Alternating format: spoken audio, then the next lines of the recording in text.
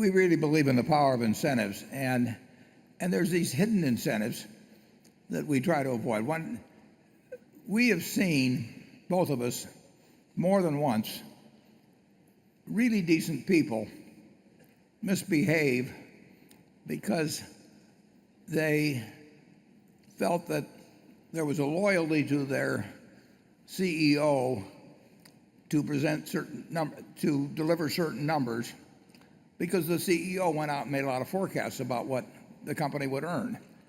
And I've seen a lot of misbehavior that actually doesn't profit anybody financially, but it's been done merely because they don't want to make the CEO look bad in terms of his forecast, or he's done it because he doesn't want to look.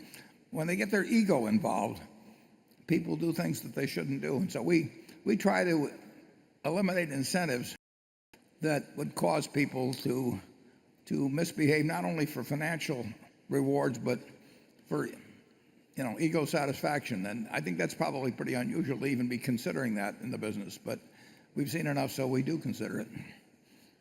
We had a case at National. It's interesting. You really have to understand, should understand human behavior, and if you're going to run a business, because when National Indemnity, we're going back to the late 1960s, Jack Ringwalt was a marvelous man. He ran it, and he had another marvelous man who worked for him, his tennis partner, and that fellow was in charge of claims.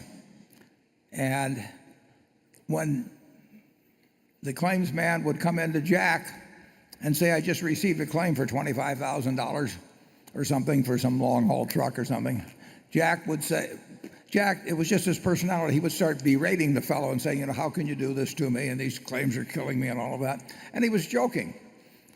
But the fellow he was joking with couldn't take it really, and he started hiding claims. And he stuck them in a drawer. And that caused us to not only misreport fairly minor figures, but it also caused us to misinform our reinsurers because they had an interest in the size of claims. And the fellow that was hiding the claims had no financial interest in doing it at all, but he just didn't like to walk into the office and have Jack kid him about the fact that he was failing him. And you really have to be very careful in the messages you send as a CEO. And if you tell your managers you never wanted to disappoint Wall Street and you want to report X per share, you may find that they start fudging figures to protect your predictions. And we try to avoid all that kind of behavior at Berkshire. We've just seen too much trouble with it.